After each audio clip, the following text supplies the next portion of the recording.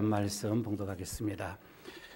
마태복음 15장 21절에서 28절까지 말씀입니다.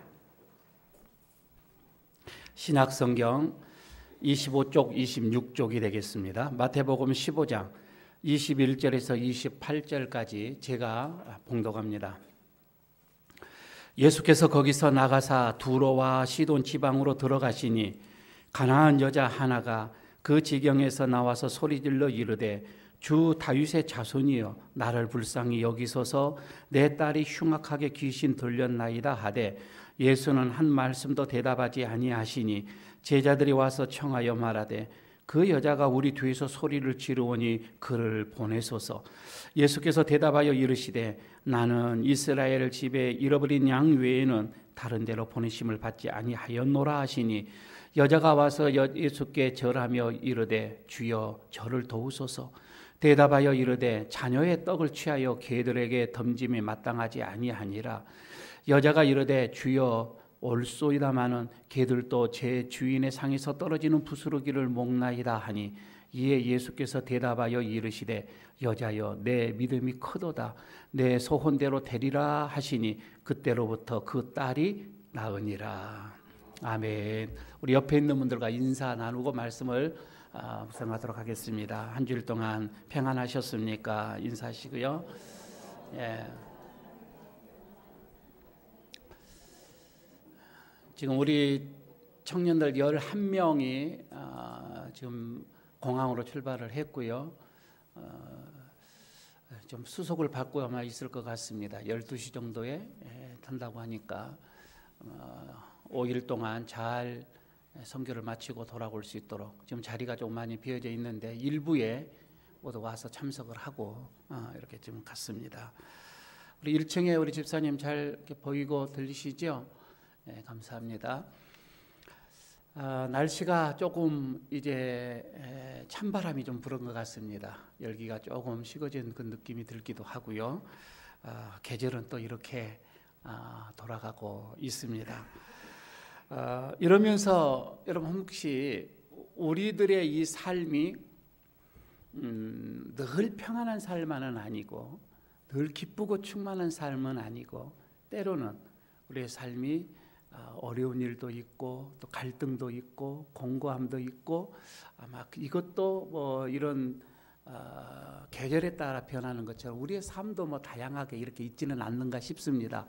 여러분 우리가 예수님을 생각할 때에 우리 예수님께서 말이에요 늘 평안했을까?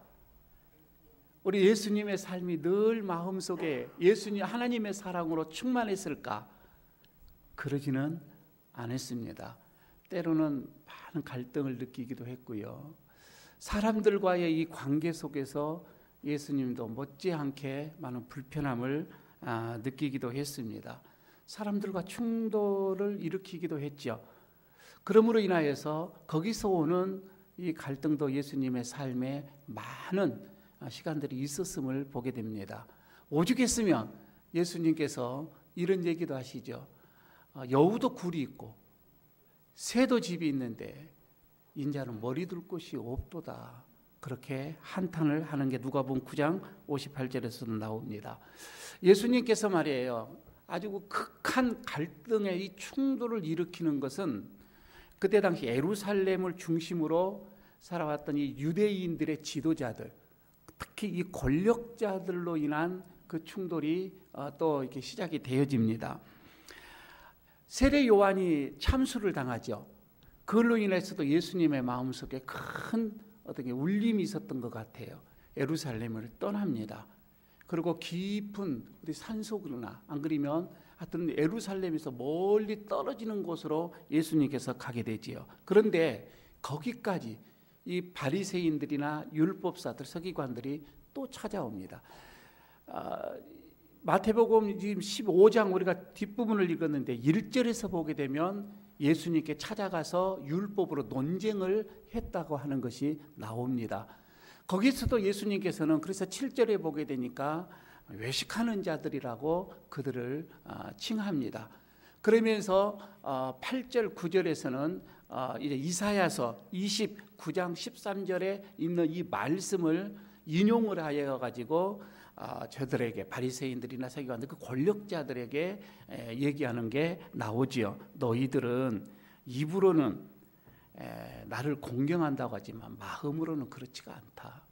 마음은 내게서 멀다. 이렇게 말씀을 하면서 사람의 계명으로 교훈을 이렇게 가르치니까 나를 헛되이 경배하도다. 이러면서 저들을 책망을 하는 게 나옵니다. 아마 말이에요. 그런 아중 속에서 오늘의 이 본문 속에서는 예수님이 두로와 시돈으로 피신을 하는 게 이제 나오지요. 두로와 시돈으로 피신합니다. 아마 신상에 어떤 위협을 느껴서 이렇게 갔든지, 그렇지 않으면 예수님의 다른 어떠한 이런 사역에 의해서 갔든지, 그러나 본문 전체적인 1절에서부터 내용을 보게 되면은 갈등 속에서 아마 이렇게 피신을 하는 것으로 봐집니다. 신상에 점점 위협을 느끼면서 무거움을 예수님께서 이제 감지를 하게 되지요. 아마 심정이 복잡했으리라고 이렇게 봐집니다. 예수님도 그때 당시에 하나님의 나라가 곧 가까이 왔다라고 예수님은 생각을 하셨어요.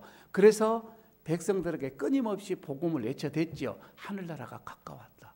하늘나라가 가까웠다. 이렇게 말씀을 하시면서 선포를 했던 것이지요. 그런데 상황을 이렇게 보게 되면, 현실에 이렇게 다가질 이 상황을 보게 되면 너무 그것과는, 하나님의 나라가 가까운 것과는 멀어져 가는 그런 모습을 예수님께서도 보게 되어지는 거이지요. 아니, 예수님께서 하늘나라가 가까워졌다면 어느 정도 정의가 좀 승리를 하고 불의가 이렇게 죽어져야 가는데, 아니라 더욱더 불의가 더 득세하는 그런 모습을 우리 예수님께서 보게 되지요. 무엇보다도 하나님의 이 백성들, 아니 하나님을 더 잘 섬겨야 되고 본이 되어져야 되고 가르쳐야 돼야, 그런 지도자, 그런 권력층에 있는 사람들의 그 불신앙, 이것은 우리 주님의 마음을 정말 아프게 만들었습니다. 당신네들이 이렇게 되어지면 하늘나라가 더 심각하게 어려워진다라고 하는 것이지요.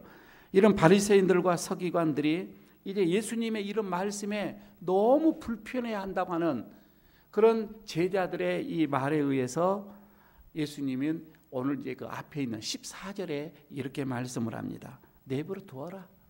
그냥 두어라. 그들은 맹인이 되어서 맹인을 인도하는 자들이다. 맹인이 맹인을 인도하면 둘 다 구덩이에 빠지게 될 것이다 라고 이렇게 말씀을 합니다. 당시에 예수님은 유대교의 이 지도자를 바라보고 아주 절망을 느끼고 있는, 저는 솔직하게 오늘날의 이 모습, 우리의 이 종교의 지도자들의 모습을 보고 우리 예수님의 모습이 이러지 않은 이런 마음, 심정이 아닐까, 저는 솔직히 그렇게도 생각을 해봅니다. 그 순간에 가난한 한 여인이 예수님께로 나옵니다. 그리고 소리를 지릅니다. 그게 이제 오늘 본문 22절에서 이렇게 나옵니다. 다윗의 자손이여, 나를 불쌍히 여기소서. 내 딸이 흉악하게 귀신 들렸나이다 라고 이렇게 소리를 지릅니다. 이 가난한 여인의 이 외침에는 많은 의미가 있어요. 첫 번째는 이 다윗의 자손이여 라고 이렇게 외쳐대는 이 모습, 사실 그때 당시에 유대인들은 다윗의 이 자손, 이거는 메시아로 생각을 했단 말이에요. 하나님께서 보내주시는 구원자, 그 말이거든요.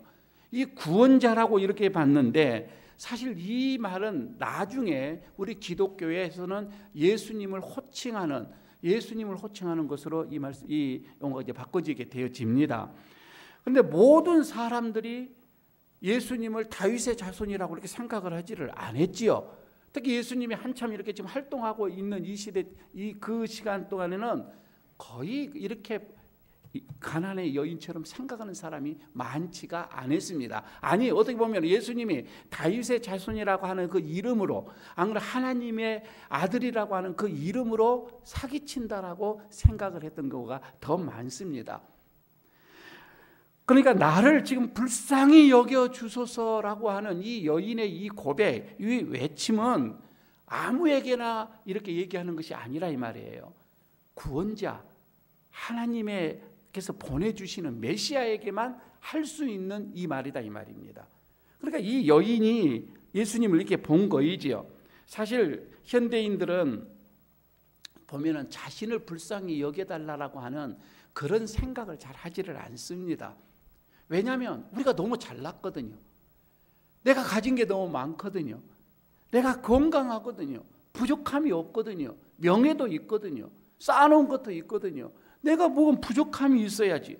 그러니까 내가 나를 불쌍히 여겨달라고 하는 이런 생각, 이런 말을 잘 하지를 않습니다. 성경에서는 이것을 다른 말로 말하면 교만이라고 얘기를 하지요. 교만해서 그런 거이지요. 여러분, 인간의 실존이, 인간이 실상이 그 무엇인지를 모르기 때문에 이렇게 생각을 하는 거예요. 사실 모든 사람이 다 불쌍합니다. 나를 불쌍히 여겨주소서라고 고백을 하는 그 사람이 어떻게 보면 더 행복해질 수가 있어요. 왜? 하나님의 위로를 받기 때문에 그렇습니다. 가나안 여인은 예수님에게 자신의 처한 형편을 짤막하게 얘기를 합니다. 내 딸이 지금 흉악한 귀신에 들렸다라고 하는 거예요. 여러분, 이것은요, 오늘날의 우리와 생각하는 게 조금 달라요. 물론 그때 이 말에는 이 딸이 지금 어떠한 상황인지를 잘 정확하게는 나와 있지 않습니다. 귀신이 들려있는 상태가 어떤 걸까 이 말이에요. 정말 정신적인 질환이 있었을까? 그렇지 않으면 어떤 질병이 걸려 있었을까? 이건 다음 주에 좀 이따 제가 말씀을 드리겠습니다. 그런데요, 오늘 상황에서도 보게 되면 여러분, 우리 의술이, 현대의학이 얼마나 발달되어 있어요. 그럼에도 불구하고 정신병의 질환은 아직 고치지를 못하고 있습니다. 지금 여러분, 우리가 의학에서 정신의사들이 하는 얘기가 우리나라는요, 한 70% 80% 사람들은 다 정신병 약을 먹어야 한대요. 그러니까 차이는 있을 뿐이지 다 걸려있다 이 말입니다. 아니, 어떻게 보면 이거는요, 우리나라의, 아니 지금 시대가 정신병에 걸려있는 것 같아요. 시대가. 부모를 죽이는 자녀가 없지를 않나. 지나가다가 아무도 관계없는 사람을 묻지마 살인을 하지는 않나. 미국에서는 총기 사건이, 난사가 얼마나 많이 일어나요. 학교에 가서 아이들, 그 어린 아이들에게 난사를 하는 거예요. 정신병이 아니고서는 어떻게 그렇게 할 수가 있어요?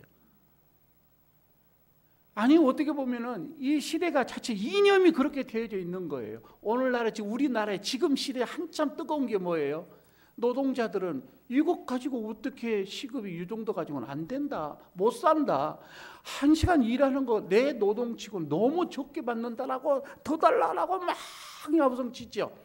그럼 한쪽에서는 당신들 이렇게 가져가면 나 남는 게 없다, 장사해서 남는 게 뭐가 있어야 되지 않느냐, 너무 많이 가져간다, 고용주는 또 많다라고 얘기하고 노동자들은 적다라고 얘기하고, 누구 말을 들어야 할지 모르겠어요. 다 맞는 것 같기도 하고 다 틀리는 것 같기도 하고 그래요.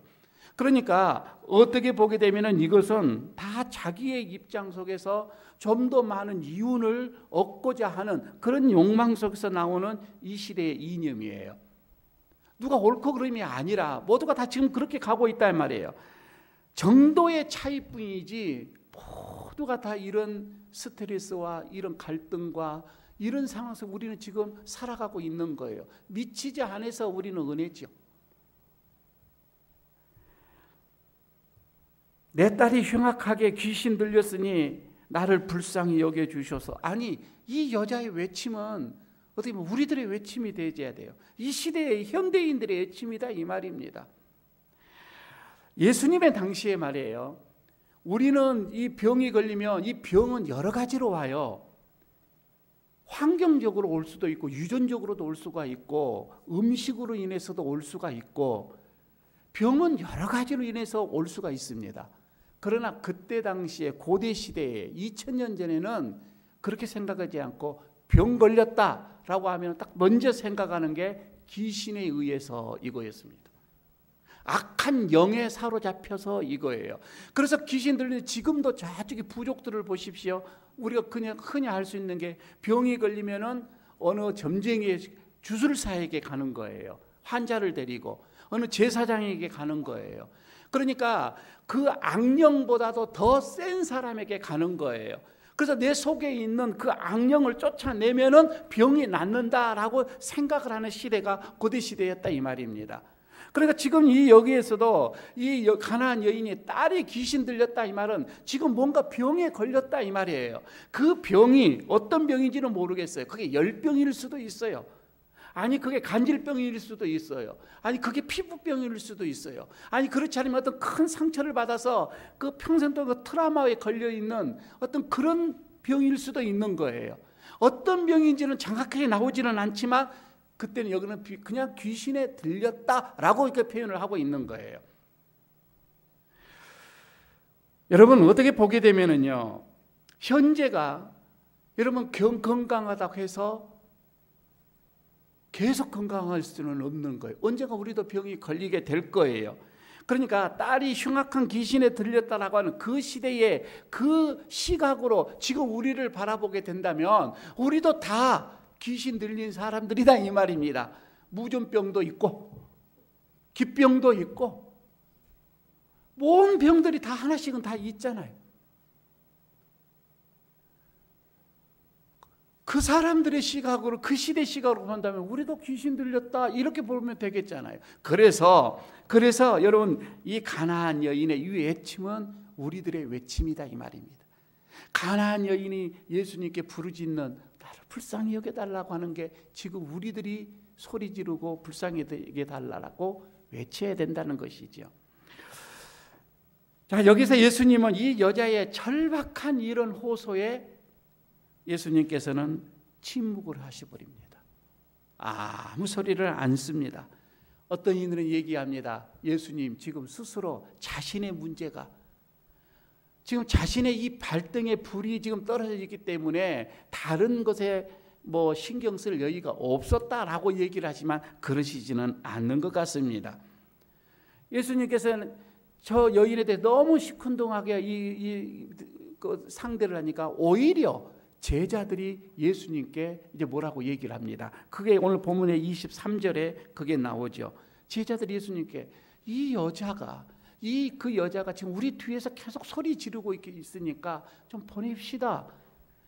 그를 좀 보냅시다라고 보내주소서라고 얘기를 하죠. 여기서 보내주소서라고 하는 것은 고쳐서 보내주소서라고 하는 의미가 담겨져 있습니다. 고쳐서 보내달라고 하는 거예요. 그러니까 이 정도 이게 되어지니까 제자들이 예수님이 더 이상 침묵을 하지를 못합니다. 그리고는 야박한 얘기를 제자들에게 하는 게 24절에 나와 있습니다. 뭐라고 합니까? 나는 이스라엘 집에 잃어버린 양 외에는 다른 데로 보내심을 받지 아니하였노라. 여러분 좀 이상하지 않습니까? 예수님의 삶을 봤을 때에, 예수님의 성품을 봤을 때에, 예수님의 그 인격을 봤을 때 이렇게 말하실 분이 아니에요. 우리가 지금 하는 것처럼 어떻게 해서든지 더 가난한 자, 더 어떻게 보면 소외당하는 자, 더 힘이 없는 자들, 과부와 나그네들과 이런 어린 아이들과 이런 자들에게 더 주님의 사랑을 베풀고 은혜를 베풀었지 이렇게 매몰차게 말씀하시지는 않았다 이 말입니다. 그런데 지금 여기에서 왜 이렇게 얘기를 하셨을까? 반응이 좀 이상합니다. 그런데요, 정확한 이유는 나와 있지는 않지만 우리는 분명 예수님은 무언가 이유가 있을 것이다 라고 생각을 하고 오늘 본문을 봐야 이게 이해가 되는 거예요. 그렇지 않으면 이해가 될 수가 없는 것이지요. 뒤에 따라오던 이 여인이 제자들이 그렇게 예수님께 부탁을 하는 그 얘기를 듣습니다. 아마 거기에 용기를 얻었든지, 그렇지 않으면 예수님께서는 저렇게 야박하게 말씀을 하시지만 속은 그러지 않다라고 아마 예수님의 그 마음을 간파를 했든지 이 여인은 25절에서 더 예수님 앞에 나가서 절하며 이렇게 얘기를 합니다. 주여 저를 도와주소서. 주님 저 좀 도와주십시오. 저를 좀 도와주십시오. 아마 예수님은 여인의 이 간절함 속에 호소하는 이거에 이제는 대놓고 얘기를 합니다. 6절을 보시기 바랍니다. 자녀에게 떡을 취하여 개들에게 던짐이 마땅하지 않다. 여러분, 이 말씀은 야박함을 넘어서 이건 모욕적입니다. 우리들은 이런 모욕적인 얘기를 듣게 되어지면 우리는 두 가지 반응을 나타낼 거예요. 아마 제 생각 속에서 그렇게 저는 그렇게 생각을 해보는데, 먼저 얼굴이 펄게 달아오를 것 같습니다. 그런 모욕적인 얘기를 들으면은요, 안 그렇겠습니까? 이 속에서 솟아오르는 분노가 있을 거예요. 어떻게 안 들어줬으면 안 들어줬지, 부탁 안 들어주면 그만이지, 왜 이렇게 모욕적인 말을 할 수가 있느냐, 이거이죠. 이 속에서 솟아오르는 분노와 더불어서 해볼만 하면 싸울 수도 있을 것 같아요. 이게 하나이고, 두 번째는 상대가 상대인 만큼 워낙 높으시고 워낙 귀하신 분이고 감히 내가 어떻게 할 수가 없으면 그 분한 마음을 참고 그냥 떠나갈 거예요. 그리고는 그에 대한 지금까지의 인상, 지금까지 그에 대한 평가 다시 해버릴 거예요. 아마 그렇게 생각이 되지 않겠어요? 싸워서는 더 이상 되지는 않으니까. 그런데 이 여인은 예수님은 본래 그렇지가 않다, 본래 예수님의 인격은 그렇지가 않는 분이다 라고 하는 것을 이 여인은 먼저 그렇게 생각을 한 것으로 봐집니다. 그렇지 않고는 다음에 나와 있는 이 내용을 보면은 더 말할 수가 없거든요. 그러니까 이미 이 여인은 예수님께서는 분명한 뭐가 있으시겠지, 본래 저런 분은 저런 분이 아니야 라고 하는 것을 감지를 하는 거이지요. 그래서 27절을 이렇게 보십시오. 27절에 보면 이게 나오지요. 주여 옳소이다마는, 맞습니다마는, 그 말씀이 맞습니다마는 개들도 제 주인의 상에서 떨어지는 부수기를 먹습니다. 기가 막힌 대답을 합니다. 그때 당시에 유대인들은 빵을 먹을 때에 그 빵을 조금 뜯어서 손을 이렇게 씻습니다. 빵 가지고 손을 씻고 그냥 이게 던지면 개들이 그것을 먹었습니다. 그 상황을 아마 다 알죠. 여인도 알고 예수님도 그런 상황을 잘 알고 있습니다. 그래서 이 여자가 너무 이렇게 지혜로운 말로 대답을 하니 예수님께서는 더 이상 말문이 막혀버렸습니다. 그리고 나서 오늘 마지막 28절에 이렇게 얘기를 하죠. 이에 예수께서 대답하여 이르시되 여자여 내 믿음이 크다, 내 믿음이 크다. 그러면서 내 소혼대로 되라, 내 소혼대로 되라. 그 즉시로 그 딸이 나았다라고 이렇게 오늘 본문에서는 말씀을 합니다. 자, 여기서 말이에요. 오늘 이 본목, 이 대목에서 흉악한 귀신에 걸려서 어떤 곧 죽어가는 이 딸이 고침을 받았다. 대단하다. 여러분, 여기에 눈이 번쩍 띄어지는 분도 있겠지만 성경은 그거를 말하고자 하는 게 아닙니다. 여러분, 여기서 딸이 고침을 받았다라고 하는 것에 여러분들의 시각이 자꾸 가게 된다면 아직도 여러분 우리는 성경에서 말하고 있는 그 내용을 제대로 보지를 못하는 것과 같습니다. 오늘 본문에서는 그것을 말하고자 하는 거 아니에요. 이거는 딸이 낳았다 그냥 지나가도 됩니다. 그거는 중요한 것이 아니라 이 말이에요. 그녀의 딸이 어떻게 보면 정말 혼미한 상태에서 그 정신병이 나을 수도 있는 거예요. 그렇지 않으면 어떻게 보면 열병에서 그가 치료가 될 수도 있는 거예요. 그가 정말 죽을 병에 암에 걸려서 나을 수도 있었단 말이에요. 그러나 이게 문제가 아니다 이 말이에요. 치료를 받으면은요, 치료를 받아서 병이 나면 조금 있으면 또 걸려요. 온전하고 영원한 것이 아니다 이 말입니다. 그러니까 여러분, 우리가 최선을 다해서 여러분 우리가 건강을 지키면 됩니다.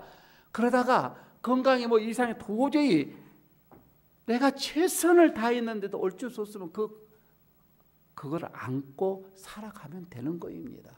어차피 우리는 다 걸리게끔 되어 있다 이 말이에요. 오늘 본문에서 하나님이 우리에게 주시는 말씀은 그게 아니라 병을 낳았네, 치료했네, 이게 문제가 아니라 예수님의 그 구원의 능력, 예수님의 그 치료의 능력, 예수님의 그 사랑의 그 능력이 이방인에게도 나타났다. 이거에 지금 초점을 맞추고 있는 것입니다. 유대인에게가 아니라 이방인에게도 이런 구원의 능력이 지금 나타냈다라고 하는 거예요. 오늘 본문에서는 이것을 말씀해 주고자 하는 거예요. 여러분, 마태복음이라고 하는 것은, 이 마태가 지었을 때는 이 마태복음은 누구에게 썼느냐면 유대인에게 쓰는 복음서예요. 그러니까 마가복음, 누가복음, 요한복음과 달리 대상이 이 유대인들을 향해서 쓰는 복음서다 이 말이에요. 그런데 지금 여기서 유대인들에게만 하나님의 사랑이 그게 아니라 이방인에게도 지금 나타난다 이 말입니다. 이방인에게도 하나님의 놀라우신 그 능력이 나타내고 있다, 이것을 보여주고 있는 대목이다 이 말입니다.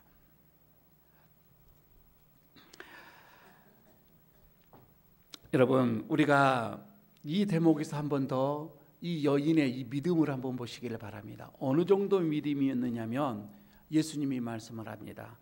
이 여자의 믿음이 크도다.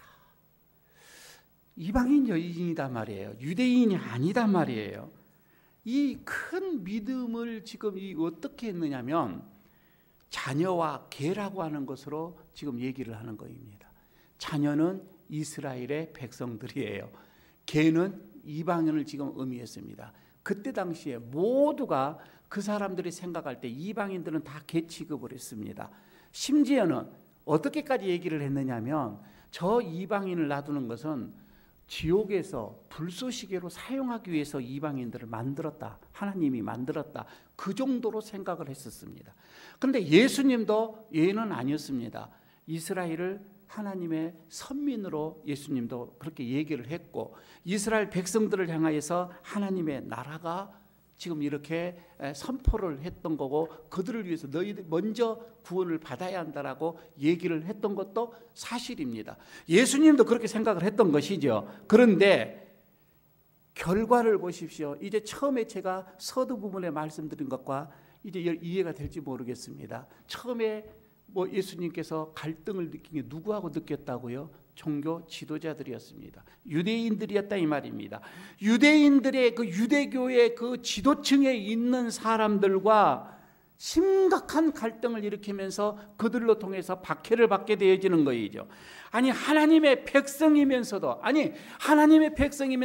하나님의 그 백성들 앞에 가장 모범이 되어야 되고, 그들이 귀감이 되어진 삶을 살아야 되고, 그들을 가르쳐야 되고, 그들에게 본이 되어야 할 지도층에 있는 이 사람들이 하나님의 백성답게 지도자답게 살지를 못하고, 그들의 신앙이 완전히 어디 보면은 우리가 말하는 이중적인 어떤 그런 삶을 살고 있고, 그들의 이 모습을 바라보면서 예수님은 절망을 할 수밖에 없었던 것이지요.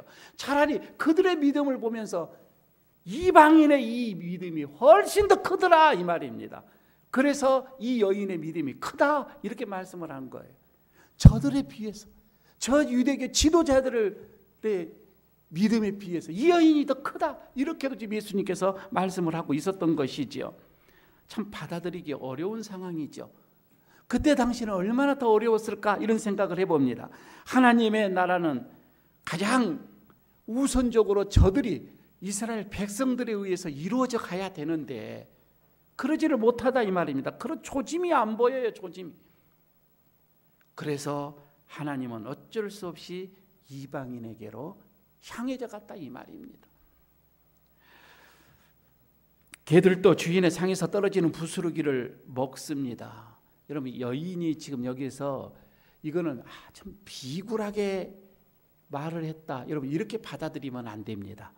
그렇게 받아들이지 마시고 이거는 정말 이 여인의 그 영적인 것을 보면 됩니다. 정확하게 찝었다라고 보면 되겠어요. 한번 여러분 생각해 보십시오.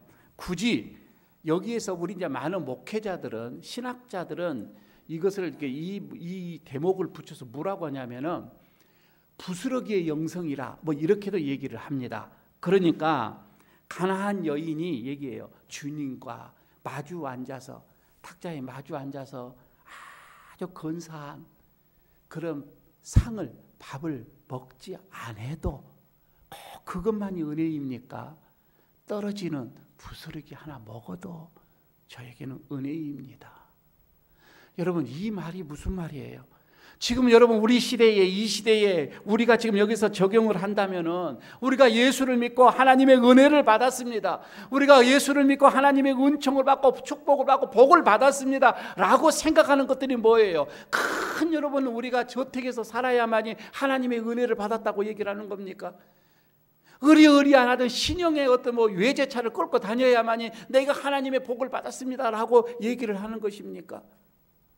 안 그러면 내가 세상 사람들이 즐길 수 없는 그런 내저에 그런 고급스러운 어떤 그 여가를, 이용을 우리가 그렇게 살아야만이 내가 예수를 믿고 하나님의 은혜를 받았다라고 이렇게 우리가 고백을 하는 겁니까?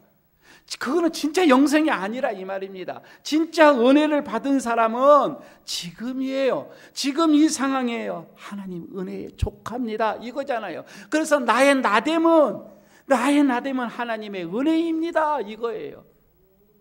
내가 이걸로 족합니다. 부스러기만 이거라도 족합니다 이거입니다. 사업을 해서 꼭 대박을 쳐야만이 하나님의 은혜가 아니라 평상시에 내가 이 숨 쉰 거 이거 하나만큼이라도 하나님의 복입니다. 이렇게 고백을 할 수 있는 이게 영성이다 이 말입니다. 부스러기와 같은 조그마한 부스러기 하나만이라도 나는 만족합니다 라고 하는, 여러분 이렇게 생각을 하는 게 바로 하나님과 온전한 바른 믿음의 관계다 이 말입니다. 그러니까 이 여인이 얼마만큼의 이 예수님과 이 하나님과의 이 관계를 생각을 했겠냐 이 말이에요. 그 부스러기 하나마도 나는 족합니다 이거잖아요.